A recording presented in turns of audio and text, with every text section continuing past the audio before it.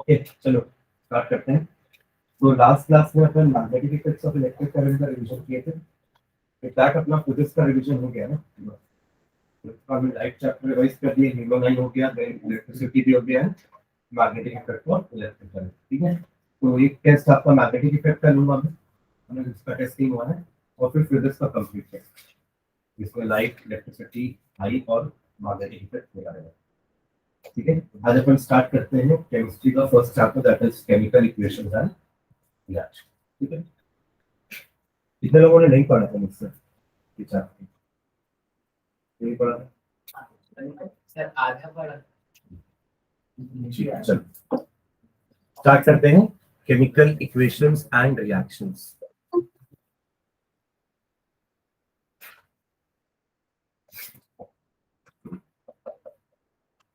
Chemical equations and reactions. ठीक है, तो बेसिकली ये चैप्टर को पढ़ने से पहले अपन 9th क्लास में पढ़े हैं कि नेचर में दो टाइप के चेंज होते हैं, एक फिजिकल चेंज और दूसरा chemical change. Physical changes are the one in which chemical composition of the substance do not change. Substance जैसा है वैसे ही रहेगा, केमिकली उसके कॉन्स्टिट्यूएंट्स में डिफरेंस नहीं आएगा, उसको हम फिजिकल चेंज बोलते हैं। इसका मतलब कोई भी नई चीज नहीं बनेगी। देखिए, अगर जहां नई चीज बनी इसका मतलब कॉन्स्टिट्यूएंट्स चेंज हो गए। जैसे H2 और O2 मिलके H2O बना, तो अब वाटर के कॉन्स्टिट्यूएंट्स H2 और O2 है, राइट?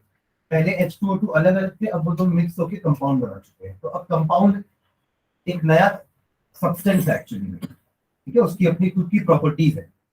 H2O2 की प्रॉपर्टीज अब उस कंपाउंड में आपको नहीं दिखने वाली। ठीक है, तो that is an example of chemical change.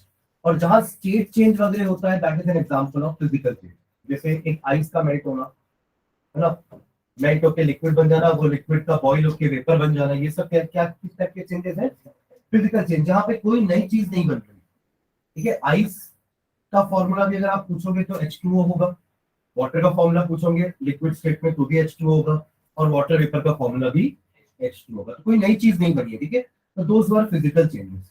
Chemical changes में कोई ना कोई नई चीज बनती है, तो हम केमिकल चेंजेस को केमिकल रिएक्शंस भी बोलते हैं। You also called chemical change as chemical reactions. ठीक है, तो केमिकल रिएक्शंस को जब अपन स्टेटमेंट के फॉर्म में लिखते हैं ना, तो उसको हम कहते हैं chemical equations.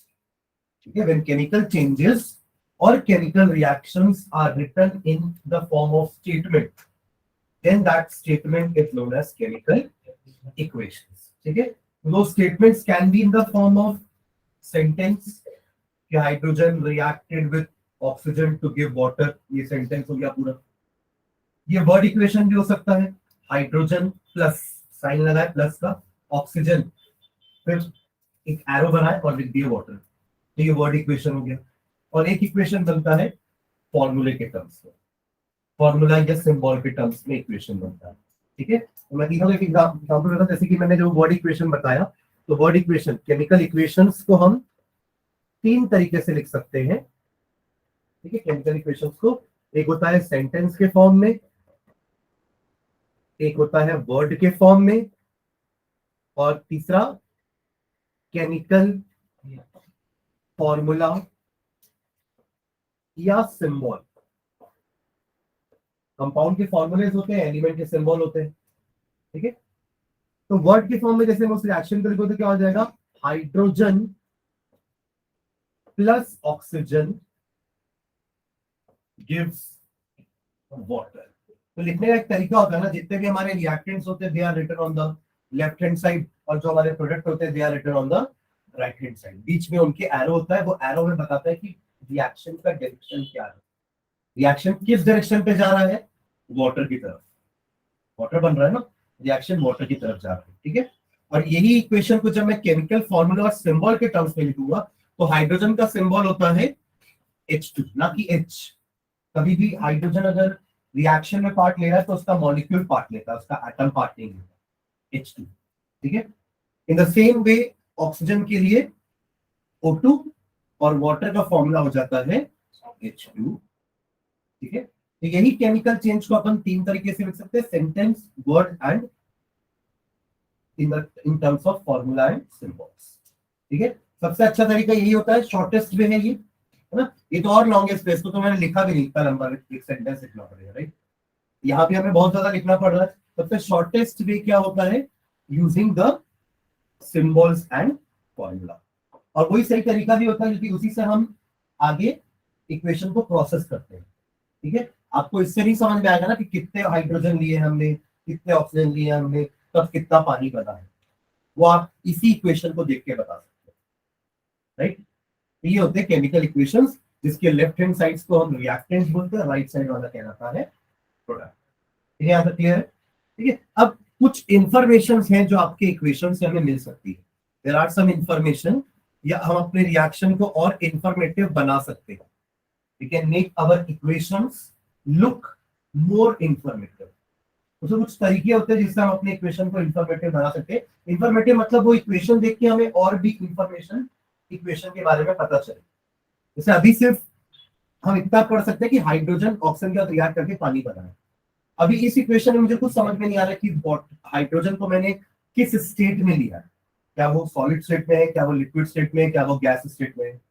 Same is the case with oxygen and same is the case with water, कि वो बन किस स्टेट में रहा है।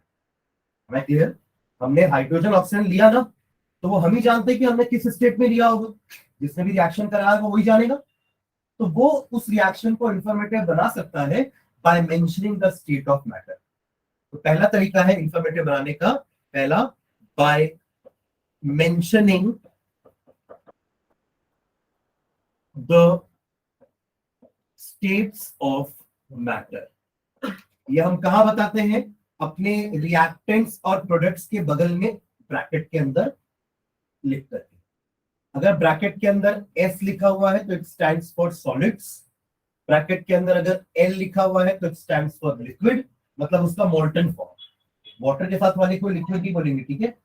उसका मोल्टन फॉर्म को हम लिक्विड बोलते हैं। जैसे कि आयरन को पिघला के अगर यूज कर रहे हैं रिएक्शन में, तो आप Fe के बगल में N लिखोगे।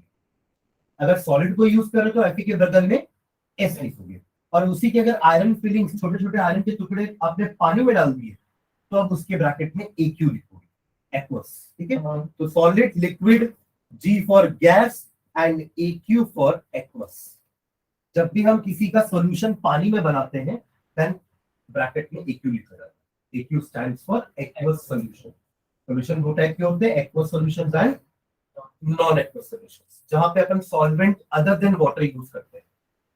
अगर सॉल्वेंट वाटर यूज हो रहा है then it is an aqueous solution, and अगर सॉल्वेंट अदर देन वाटर कुछ यूज कर रहे हैं तो नॉन एक्वस सॉल्यूशन, ठीक है।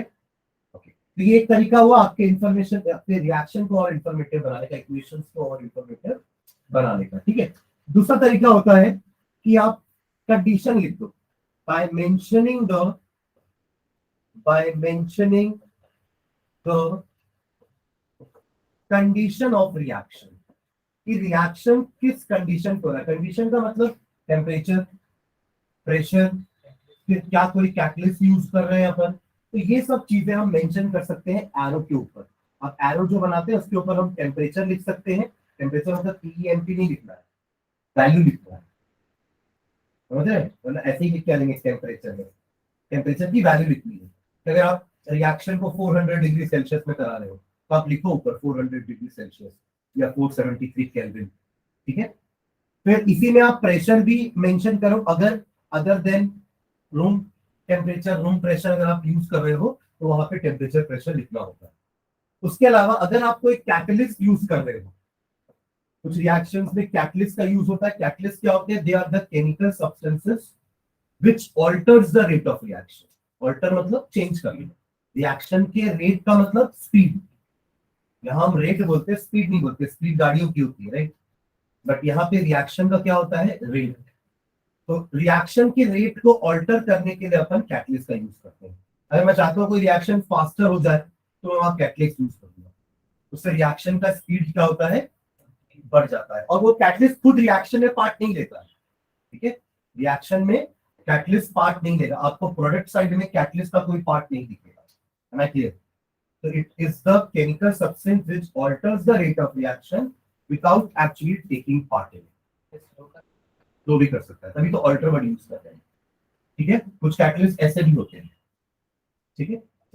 ये हुआ दूसरा चीज। तीसरा एक और तरीका जिससे आप इक्वेशन को इंफॉर्मेटिव बना सकते हो वो है बाय मेंशनिंग। देखो कोई भी केमिकल चेंज में हीट का चेंज होता है, हीट एनर्जी का एक्सचेंज होता है। या तो एनर्जी सराउंडिंग में रिलीज करोगे या तो एनर्जी एब्सॉर्ब करोगे। तो दो टाइप के रिएक्शन होते हैं, एंडोथर्मिक एंड एक्सोथर्मिक। उस चीज को भी मेंशन कर दो। By mentioning the heat exchange, मतलब दोनों तरीके का, एब्सॉर्ब भी या फिर रिलीज भी। तो जैसे मेरा रिएक्शन है A प्लस बी, अगर कोई हीट एब्सॉर्ब कर रहा है रिएक्टेंट तो अपन यहीं पे प्लस हीट करके लिखते हैं गिव प्रोडक्ट्स। ठीक है, एक ऐसा तरीका कर सकते हैं। अगर हीट लिबरेट हो रही है तो A plus B gives C plus D plus heat. ऊपर वाला जो रिएक्शन लिखा है मैंने उसमें रिएक्टेंट्स हीट एब्सॉर्ब कर रहे हैं, तो this type of reactions are known as endothermic reactions. Endo मतलब एंटर से आया है, एंडो वर्ड। हीट रिएक्टेंट्स के अंदर जा रही है, एब्सॉर्ब हो रही है।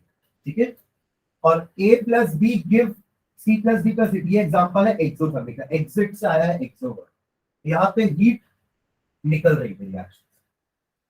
ठीक है, तो ये भी अपन मेंशन करते हैं हीट की। अगर आपको हीट की वैल्यू पता है जूल्स में, किलो जूल्स में, तो बेटर राइट दैट कि हमने इतनी हीट ऑफ, इतनी जूल ऑफ हीट दी या इतनी जूल ऑफ हीट निकली, वो भी मेंशन कर सकते हैं। ठीक है, एक बार हीट के लिए अपन ट्रायंगल भी यूज करते हैं, ऐसा ट्रायंगल बना देते हैं एरो के ऊपर, दैट आल्सो शोज हीट। ठीक है, तो ये थर्ड तरीका हुआ जिससे अपन रिएक्शन को इंफॉर्मेटिव बना सकते हैं। चौथा तरीका होता है, कुछ रिएक्शंस में क्या होता है ना, रिएक्शन के बाद प्रोडक्ट की साइड में गैस बनती है या फिर कोई प्रेसिपिटेट का फॉर्मेशन होता है। गैस बनना तो समझ में आ रहा होगा कि एक गैस बन गई, तो गैस हमें पता है कि लाइटर होती है तो वो ऊपर जाएगी। तो उसके लिए अपन अप एरो यूज करके, जो भी अगर कोई गैस है उसके ब्रैकेट में अप एरो यूज करके हम बता सकते हैं कि इवोल्यूशन ऑफ गैस हो रहा है। तो यहाँ पे लिख सकते हैं इवोल्यूशन ऑफ गैस, मेंशन कर दो evolution of gas and formation of precipitate.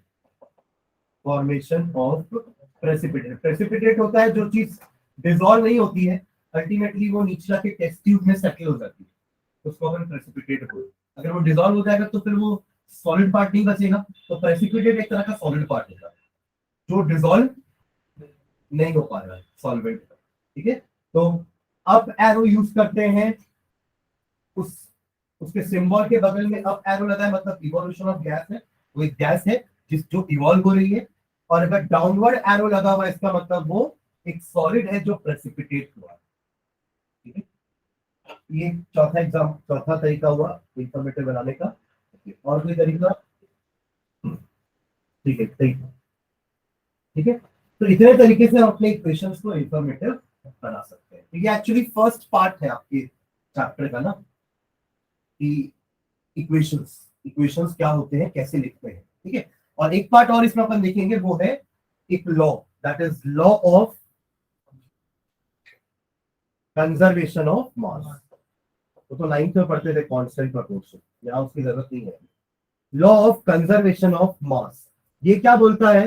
Law of conservation of mass क्या बोलता है कि मास कैन या मैटर कैन या atom can neither be created nor be destroyed. ठीक है, तो मास रिएक्टेंट्स का रिएक्शन से पहले is equal to mass product का रिएक्शन के बाद, यानी कि mass of reactant should be equal to mass of product. ये होता है आपका लॉ ऑफ कंजर्वेशन ऑफ मास। ठीक है, जैसे अपन ने जो ऊपर रिएक्शन लिखा है H2 plus O2 gives H2O, अगर मैं इसी रिएक्शन को लेता हूं तो ध्यान देना H2 plus O2 gives H2O। आप अगर सबके मासेस कैलकुलेट करोगे यहाँ पे तो हाइड्रोजन का मास 2, 1 ग्राम होता है ना एक हाइड्रोजन का, AMU मोलर मास 1 ग्राम, तो मॉलिक्यूल का मास 2 ग्राम हो जाएगा।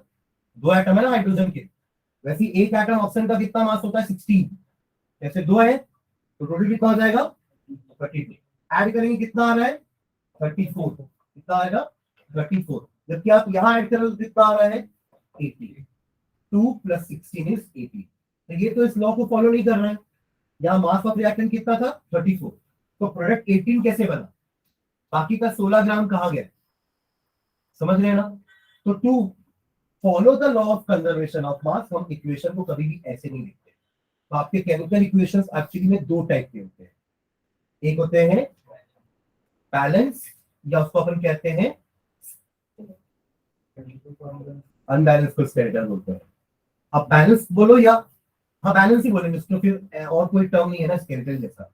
अनबैलेंस का एक और टर्म है स्केलेटल। स्केलेटल होता है जैसा हमारी बॉडी में स्केलेटन है ना अंदर, हमारी बॉडी स्केलेटन से थोड़ा हो जाएगी, ऊपर पूरा मसल्स आएंगे, मसल्स के ऊपर स्किन आएगी, तब आप बोलोगे ना आपकी कंप्लीट बॉडी रेडी है। स्केलेटन तो मतलब अधूरी बॉडी हुई। In the same way skeletal equations are actually incomplete equations, unbalanced equation. तो ये जो लिखा हुआ है ना अभी, ये किस टाइप का इक्वेशन है, स्केलेटल, अनबैलेंस्ड, इनकम्प्लीट, ठीक है, क्योंकि ये law of conservation of mass को फॉलो नहीं कर रहा है। तो to make this equation follow the law, हम क्या करेंगे, बैलेंसिंग करेंगे। बैलेंसिंग करने के लिए अपन क्या करते हैं, हम पहले काउंट करते हैं दोनों साइड में number of atoms her element के कितने कितने। यहाँ पे दो एलिमेंट यूज हो रहा है, हाइड्रोजन एंड ऑक्सीजन, राइट। वही तो एलिमेंट यूज हो रहा है ना, आपको प्रोडक्ट में भी यही दो एलिमेंट दिखेगा, कोई नया एलिमेंट नहीं दिखेगा। तो हाइड्रोजन के लेफ्ट साइड में कितने एटम है, दो, राइट साइड में दो, ऑक्सीजन के लेफ्ट हैंड साइड में दो, और राइट साइड में सिर्फ एक। यहां डिफरेंस आ रहा है, right. Now to make oxygen 2, हम क्या करते हैं, हमारे पास एक ही ऑप्शन होता है कि उस सिंबल के आगे कुछ लिख सकते हैं। कभी भी सिंबल के बीच में या सिंबल के एंड में हम कोई नंबर नहीं लिखते। अगर मुझे किसी चीज को बढ़ाना है तो उसके लिए मैं उसके मॉलिक्यूल के सामने ही नंबर प्लेस कर सकता हूँ, ठीक है। तो यहाँ क्या रख सकते हैं, मिनिमम 2 तो रखना ही पड़ेगा ना, क्योंकि कुछ नहीं तो 1 तो पहले से है ही। अब ये 2 रखूंगा तो ये जो 2 है ये दोनों के लिए होता है, हाइड्रोजन के लिए भी और ऑक्सीजन के लिए भी। तो 2 ऑक्सीजन हुए पर हाइड्रोजन भी बढ़ के 4 हो गए, बढ़ के 4 हुए ना, 2 थे और 2 बाद में है, तो 2 × 2 कितना हो गया 4, और ऑक्सीजन बढ़ के कितना हो गया 2। तो यहाँ पे इसको 4 करने के लिए अपन यहाँ भी 2 लगा, समझ रहे हो क्या, ये हो गया 4, फॉलो कर रहे हो, हाँ ठीक है। तो this is now balance chemical equation. अब आप मास देख लो, 4 इसका 32 इसका, तो 36 हुआ, और यहाँ पे 2 × 18 36, 2 × 18 36, क्लियर है। तो बैलेंसिंग करना बहुत जरूरी है। कुछ क्वेश्चन आपकी बुक में भी दिए बैलेंसिंग के, है ना, अनसॉल्व्ड में, एक्सरसाइज क्वेश्चन में, उसको आप एक बार फिर से ट्राई कर लेना, वो क्वेश्चन बनने चाहिए, ठीक है। एक और एग्जांपल देखते हैं, चलो बैलेंसिंग का ही अपन ये एग्जांपल देखते थे, Fe + H2O gives Fe3O4 + H2। ये रस्टिंग का इक्वेशन एक्चुअली है ना। अब आप देखो यहाँ पे आपको आयरन दिख रहा है लेफ्ट साइड में, राइट साइड में भी आयरन है, फिर राइट साइड लेफ्ट साइड में आपको हाइड्रोजन ऑक्सीजन दिख रहा है, राइट साइड में भी हाइड्रोजन ऑक्सीजन है। तो आयरन के यहाँ पे कितने एटम है, एक, कितना एटम है, एक, यहाँ पे 3, मतलब अनबैलेंस है, राइट। चलो बाकी दोनों भी लिख लेते हैं पहले। हाइड्रोजन के 2 एटम है, और यहाँ पे हाइड्रोजन का 2 एटम है, ऑक्सीजन के यहाँ पर 1 एटम है, और यहाँ पे ऑक्सीजन के 4 एटम, ठीक है। अनबैलेंस है ना। अनबैलेंस इक्वेशन में number of atoms of every element on both the sides are not equal. और बैलेंस इक्वेशंस क्या होते हैं, they are the equations in which number of atoms of each element on both the sides are equal, उसको हम balance chemical equation बोलते हैं, ठीक है। तो आयरन 1 है, यहाँ पे आयरन 3 है, तो यहाँ पे 3 करने के लिए इसको 1 नहीं करेंगे, ठीक है, कम नहीं करते कभी भी, बढ़ाते ही। जिस जगह कमी है वहां बढ़ाएंगे, जिस जगह ज्यादा है वहां कम नहीं करते, ठीक है। तो यहाँ कमी है वहां बढ़ाएंगे, इसको 1 है, इसको 3 करने के लिए क्या करूंगा, 2 मत बोलना, 3, क्योंकि आप यहाँ 3 लिखोगे तब वो 3 माना जाएगा। आपने अगर यहाँ 2 लिख दिया तो उसको 2 ही काउंट करेंगे, क्योंकि 1 तो पहले से है, ठीक है। तो यहाँ पे 3 आ जाएगा, तो उससे आयरन बढ़ के कितना हो गया, आयरन का प्रॉब्लम सॉल्व। हाइड्रोजन तो बैलेंस है, ऑक्सीजन यहाँ पे 1, यहाँ पे 4 है। अब ऑक्सीजन को अगर यहाँ बढ़ाना तो एक ही ऑप्शन है, यहीं पे बढ़ेगा, इसके पास तो ऑप्शन है नहीं, है ना। तो यहाँ बढ़ाने के लिए क्या करूंगा, यहाँ लगा देता हूँ, और ये 4 सिर्फ ऑक्सीजन की थोड़ी ना होगा, ये तो H के लिए भी होगा। और H कितना हो गया बढ़ के 8, कितना हो गया अब 8, और ये बढ़ के हो गया 4। अब हाइड्रोजन यहाँ बढ़ाना तो यहाँ सिंपली 4 लगा दो, तो यहाँ 4 लगाया तो हो गया ना 8। ठीक है, तो this is now a balance chemical equation. Clear है? हाँ, एक आप लोग ट्राई करो, चलो।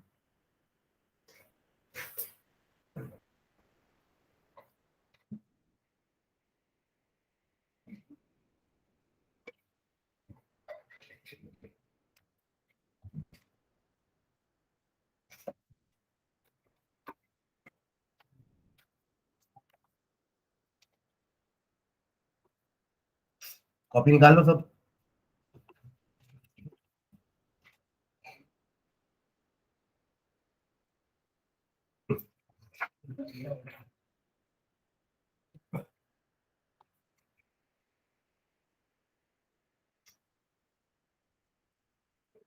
KNO3 gives KNO2 plus O2 balances। फिर एक और है यहाँ पे KClO3 gives KCl plus O2, इसको भी ट्राई करना।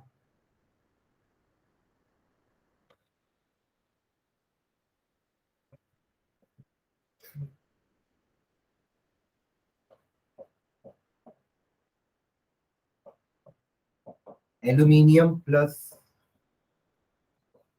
Sulphuric acid gives aluminium sulphate plus hydrogen. अब अगर ऐसे इक्वेशन आएंगे तो पहले इसको फॉर्मूले में लिखना पड़ेगा ना, सिंबल और फॉर्मूले में, उसके बाद ही आप इसको बैलेंस कर सकते हो, समझ रहे हो? वरना आपको यहाँ तो समझ में नहीं आ रहा किसके कितने एटम्स हैं। तो पहले दोनों करो, फर्स्ट सेकंड। फर्स्ट सेकंड दोनों फर्स्ट सेकंड, ठीक है, थर्ड करो।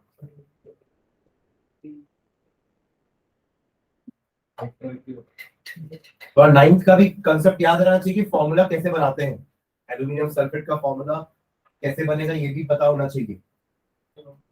विक्षा हुआ पहला, करो अभी यहाँ तीनों करके बैठ जाए। कृतिका पहला,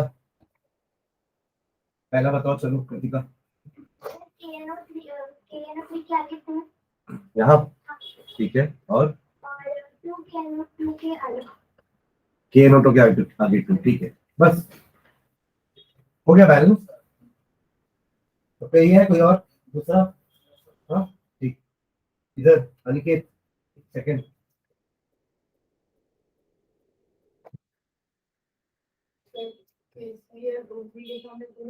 यहाँ ठीक है, और यहाँ पे ठीक है, 2 K 2 Cl 2 Cl 6 oxygen 6 oxygen, ठीक है। तो कब बना ये?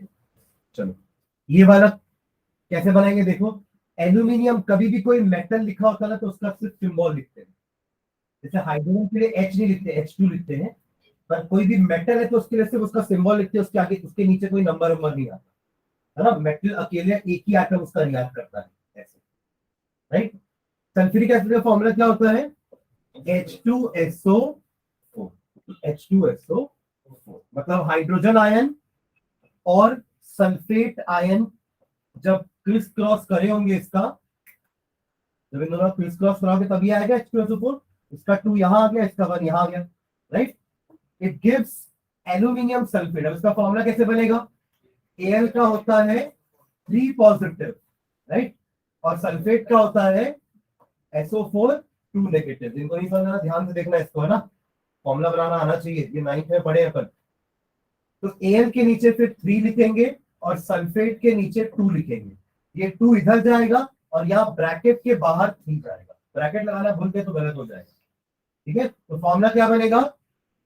Al2SO4 का थ्राइस, Al2SO4 का होल थ्राइस,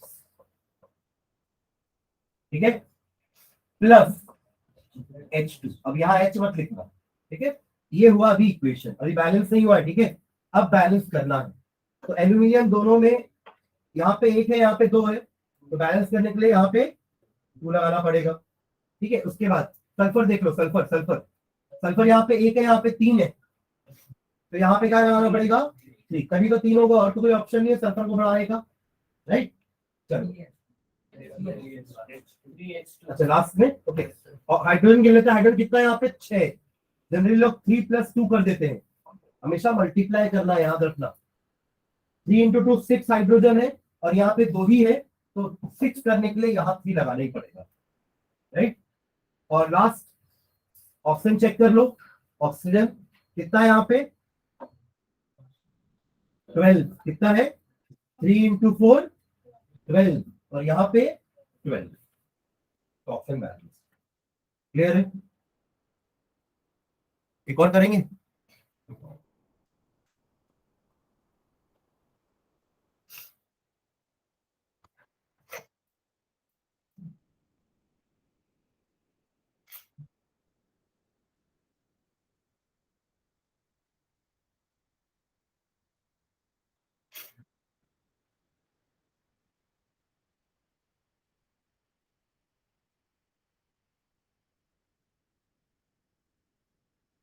ये अपन कार्बन एंड कंपाउंड में पढ़े, ये वाला रिएक्शन।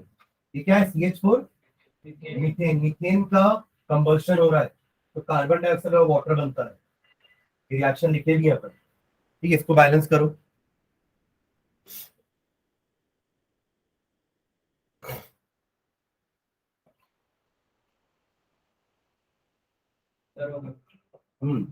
अगला लिख रहा हूँ।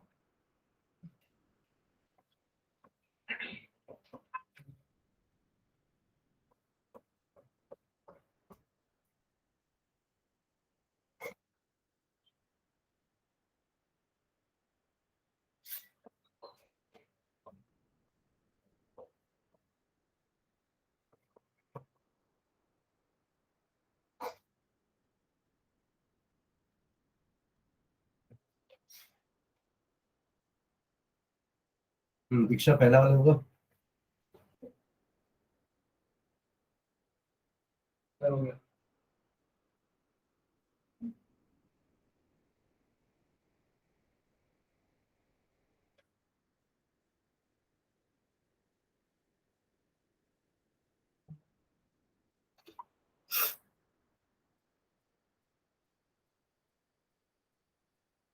सौम्या बना रहे हो?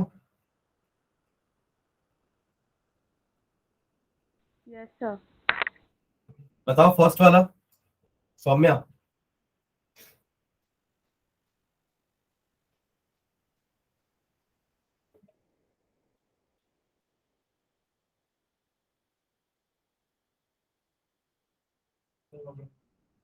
हुआ पहला, दीक्षा। हाँ, कितने एटम है कार्बन के लेफ्ट साइड में, ये तो बताओ। सर 1। 1। और हाइड्रोजन के और ऑक्सीजन के, और इधर कार्बन के 1, हाँ, ऑक्सीजन के 2, ऑक्सीजन की 3। ऑक्सीजन 3 है ना भाई? हाँ, 2 यहाँ, एक यहाँ, हाइड्रोजन 2। 3, और हाइड्रोजन 2। कार्बन बैलेंस है, हाइड्रोजन यहाँ पे 4, यहाँ पे 2 है, कैसे करेंगे इसको 4? हम्म उससे ये बढ़ के 4 हो गया, और अब टोटल ऑक्सीजन भी बढ़ के 4 हो गया। अब यहाँ 4 कैसे करूँ ऑक्सीजन? हुआ कि नहीं? तो बैठ के बनाओगे, पेन चलाओगे तब तो बनेगा, फिर देख के तो ना बन जाए। हाँ, सेकेंड हो गया। हर्षित, ये यादव यादव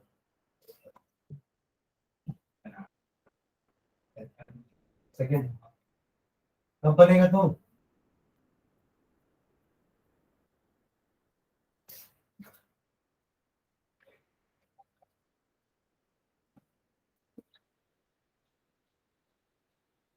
ठीक है, तीनों।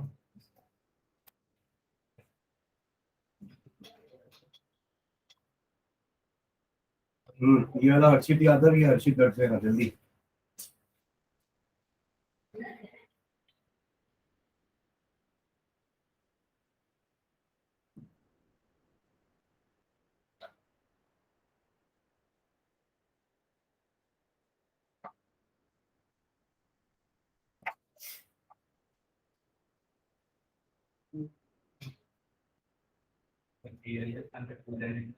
यहाँ पे 2, ओके, और यहाँ 3, ABR के सामने 6 लाइन 6, ओके, और बाकी का डेवलपमेंट बाकी का ठीक है।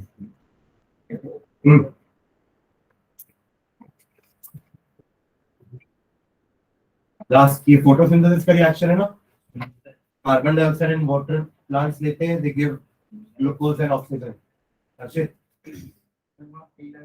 3 कैसे, 6 तो यही है, 3 से कैसे काम चलेगा? ये 6 है तो 6 लगाना पड़ेगा ना उधर, क्या? अरे ये 6 से ही दिख रहा है क्या? हाँ 6 होगा ये, तभी तो ये 6 कार्बन को मैच कर पाएगा ना। के बाद हाइड्रोजन 12 है और यहाँ 2 है, तो यहाँ भी 6 लगाओगे तब 12 होगा, 6 to the 12।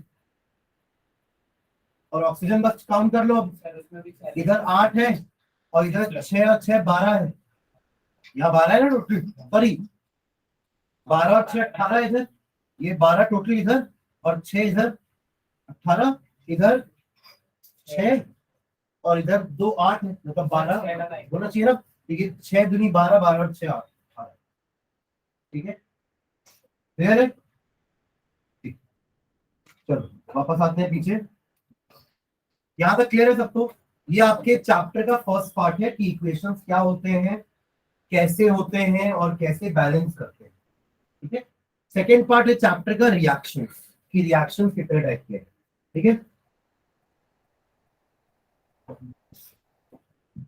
यहां तक कोई डाउट किसी को?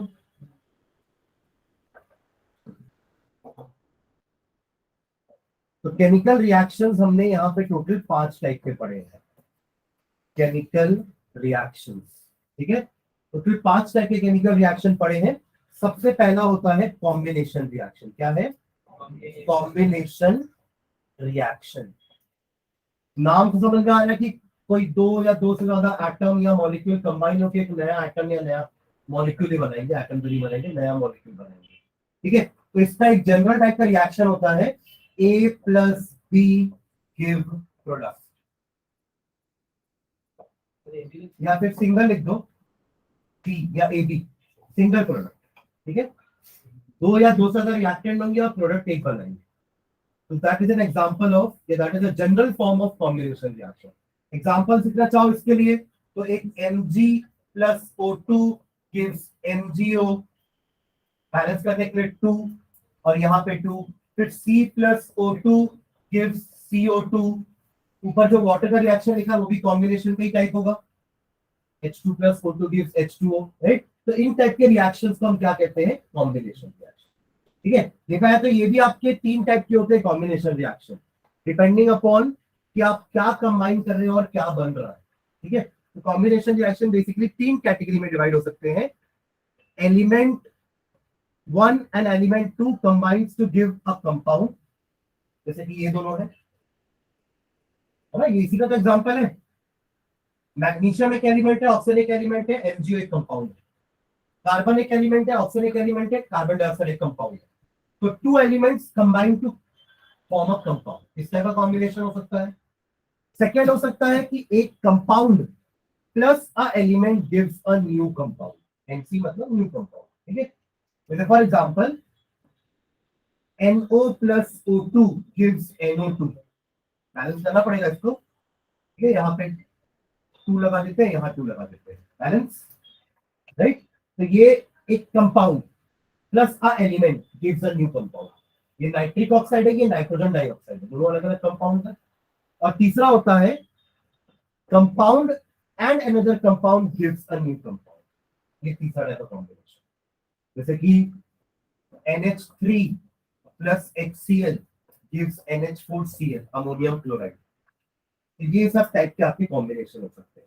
एलिमेंट एलिमेंट मिलके एक कंपाउंड देगा, एलिमेंट कंपाउंड मिलके नया कंपाउंड देंगे, कंपाउंड कंपाउंड मिलके एक नया कंपाउंड, ठीक है। तो ये आपका एक कॉम्बिनेशन रिएक्शन का टाइप है।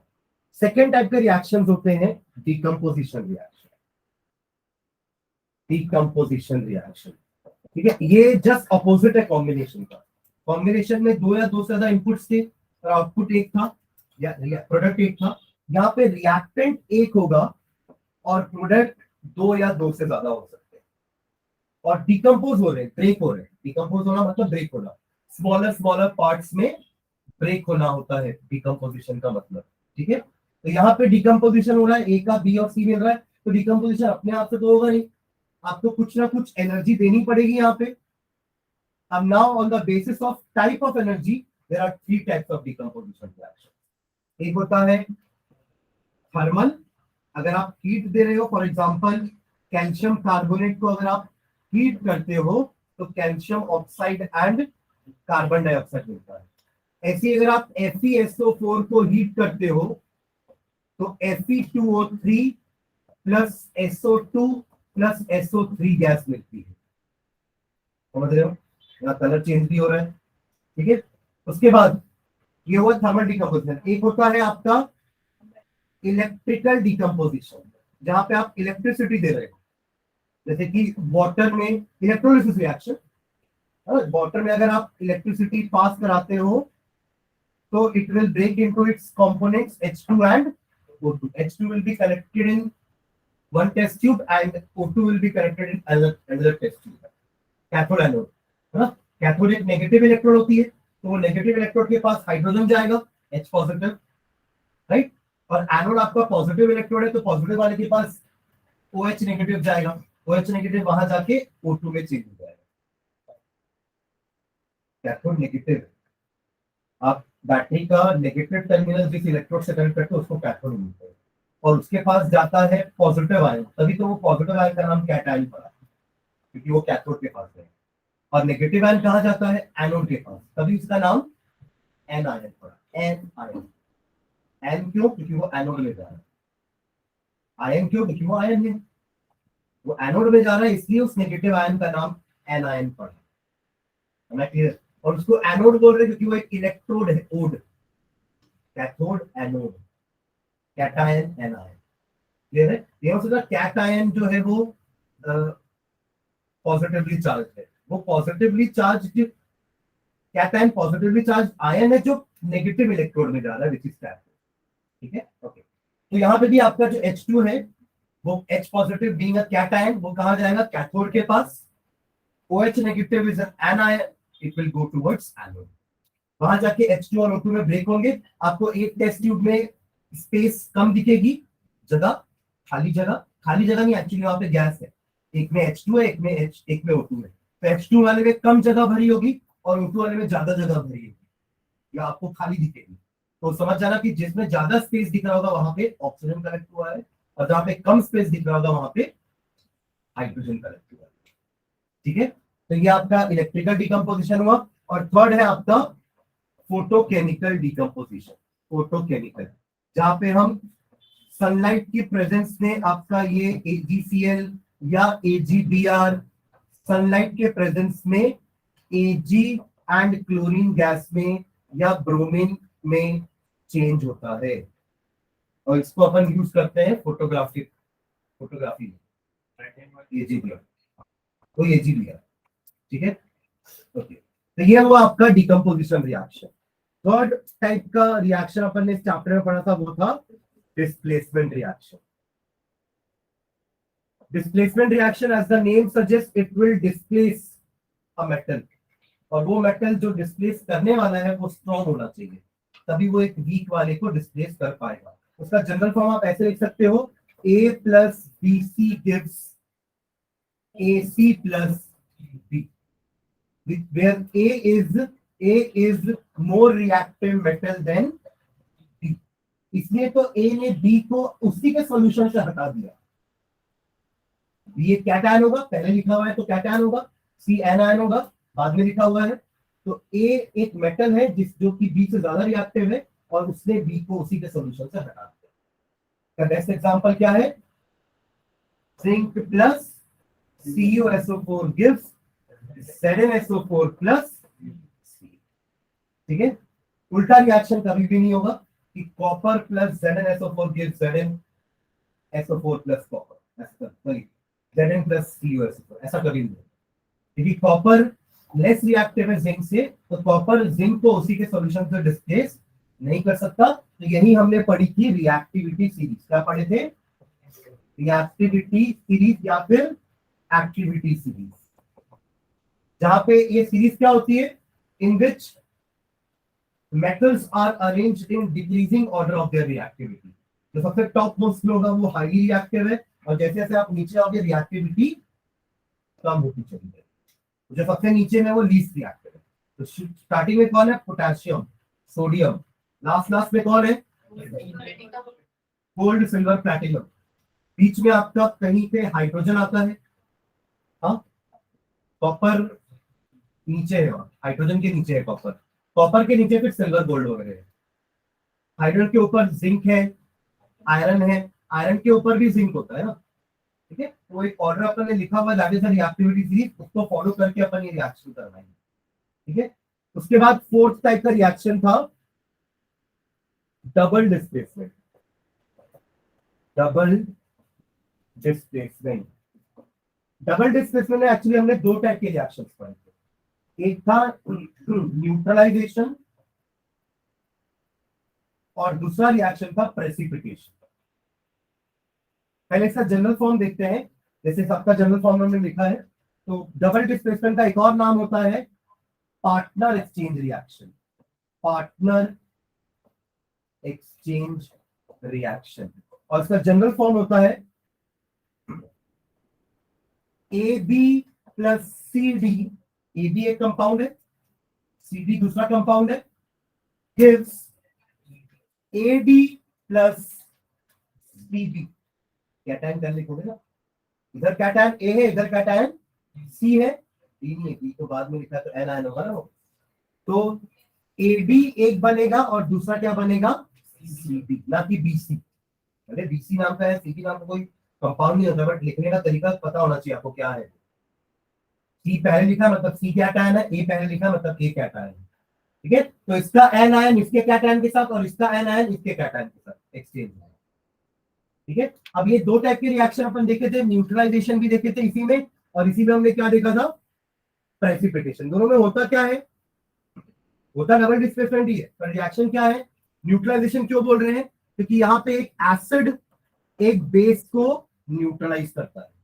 ये रहा इसका कैटायन H पॉजिटिव, ये इसका एनायन Cl नेगेटिव, ये इसका कैटायन Na पॉजिटिव और इसका एनायन OH नेगेटिव, ठीक है।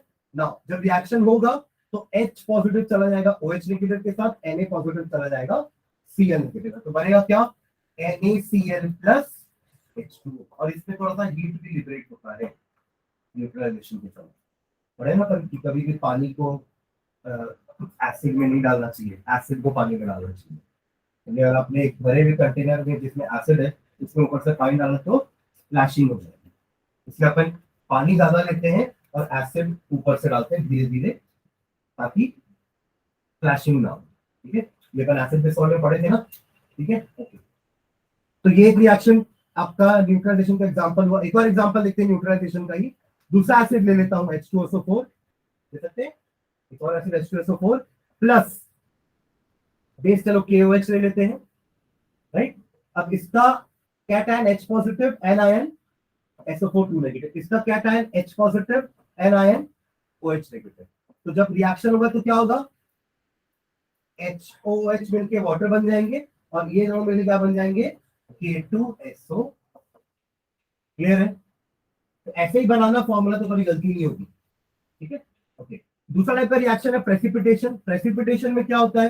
कोई चीज प्रेसिपिटेट होती है, अपन देखे थे ना, डाउनवर्ड एरो यूज करेंगे फॉर प्रेसिपिटेशन, ठीक है। तो एक एग्जांपल देखते हैं इसका।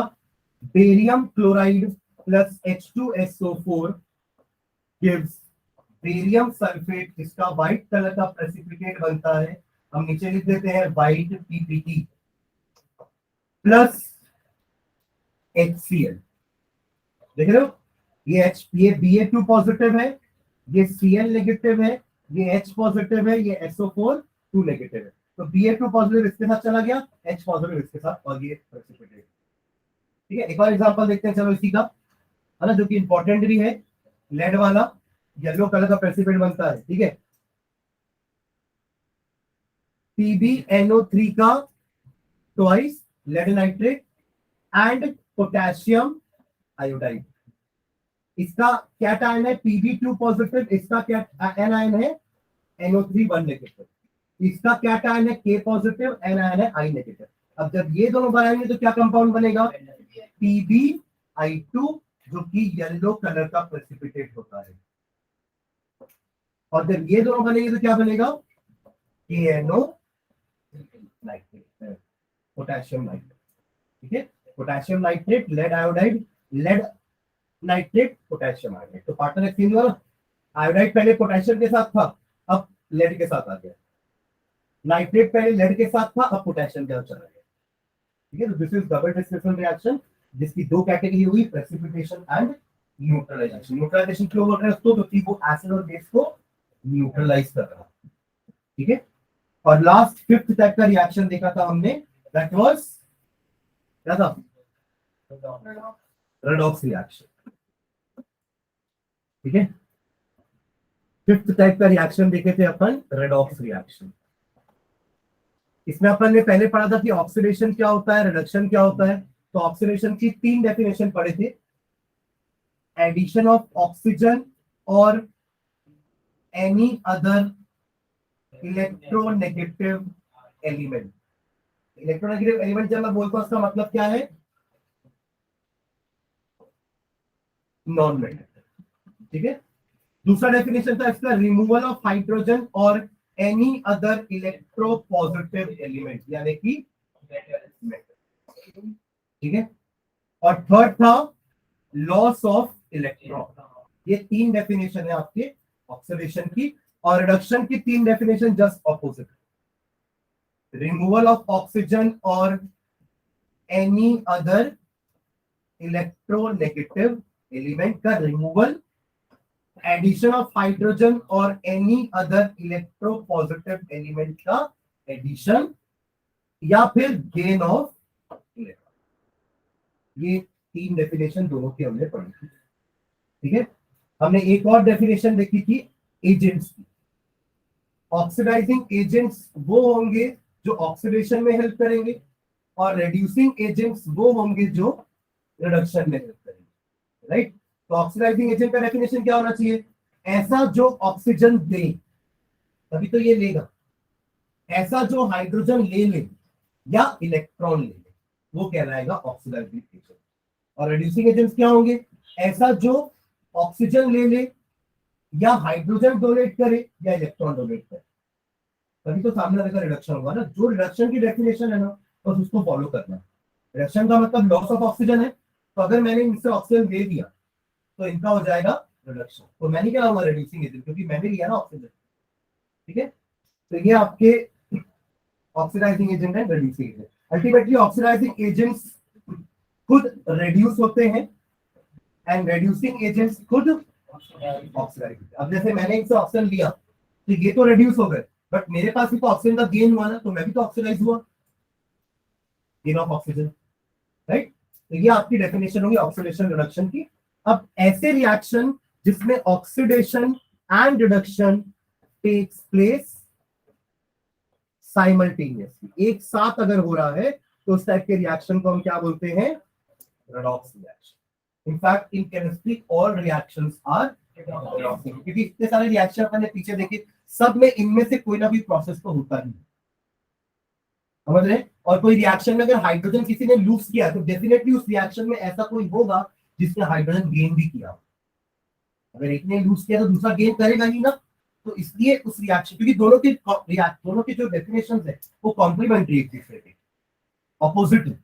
इसका डेफिनेशन गेन ऑफ ऑक्सीजन है तो इसका लॉस ऑफ ऑक्सीजन है। तो अगर इसने लॉस किया तो डेफिनेटली कोई होगा जो गेन कर रहा होगा, तो जिसने गेन किया उसका ऑक्सीडेशन हुआ, जिसने लॉस किया उसका रिडक्शन हुआ, समझ रहे हैं। तो क्वेश्चन इसमें ऐसा आ सकता है कि रिएक्शन आपको दे देगा, बोलेगा आइडेंटिफाई करो कि which substance is oxidized, which substance is reduced, which is oxidizing agent, which is reducing agent. तो हमेशा ध्यान रखना इसके आंसर सब रिएक्टेंट साइड में ही होते हैं, कभी भी इसका आंसर आपको प्रोडक्ट साइड में नहीं मिलेगा, ठीक है। जैसे एक एग्जांपल लेते हैं अपन,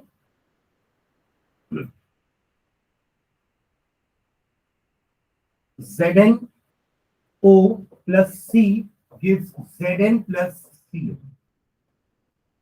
दिख रहा है ये?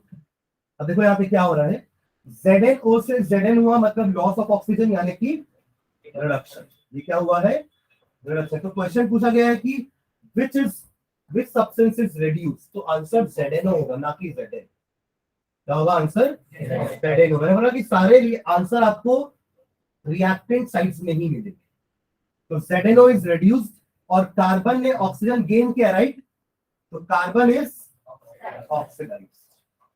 अब अगर Zn ने अपना ऑक्सीजन इसको नहीं दिया होता तो ये ऑक्सीडाइज नहीं हो पाता, तो Zn हो जाएगा आपका, ZnO हो जाएगा आपका रेड्यूसिंग एजेंट, और कार्बन ने अगर इससे ऑक्सीजन नहीं लिया होता तो ये रेड्यूस नहीं हो पाता, रिमूवल ऑफ ऑक्सीजन, तो ये हो जाएगा आपका ऑक्सीडाइजिंग एजेंट।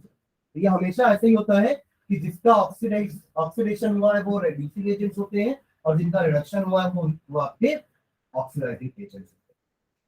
क्लियर है? हाँ, ऐसे क्यों देख रहे हैं?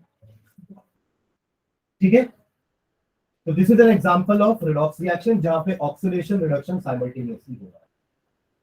ठीक है, और इसके दो एग्जांपल हमने डे टू डे लाइफ के देखे थे, एक था आपका कोरोजन और दूसरा था रैंसिडिटी।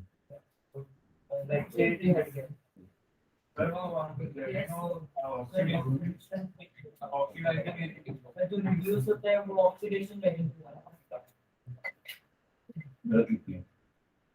बोल सही रहा था, इतने समय गलत हो गया ना। ZnO का रिडक्शन हुआ तो ये होगा ऑक्सीडाइजिंग एजेंट और ये हो जाएगा, ठीक है, ठीक है। इसमें और कोई डाउट? ये चैप्टर इतना ही था, ठीक है। अब नेक्स्ट क्लास में एक बार ये चैप्टर पूरा रिवाइज करके आना, तो हम इसके क्वेश्चन आंसर्स करते हैं, ठीक है। कोई डाउट किसी को?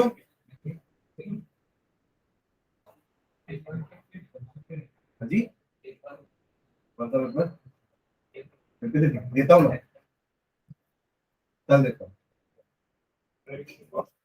हाँ, वो भी साथ में देता हूँ उसके, और वो थ्योरी था इसलिए मैं भी नहीं दिया था।